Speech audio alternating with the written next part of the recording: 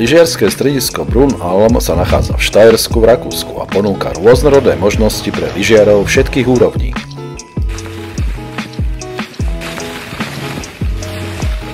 Stredisko disponuje 16 zjazdovkami s celkovou dĺžkou približne 12 km.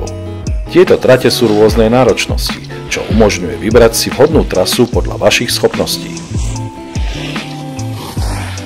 Stredisko Brunalm je vzdialené približne 180 km od Bratislavy, čo predstavuje cestu autom trvajúcu okolo 2 hodín. Najlepšou trasou je cesta cez Viedeň a následne smerom na Štajersko. Presné ceny skipasov pre rok 2025 v stredisku Brunalm sa nachádzajú na oficiálnej webovej stránke strediska.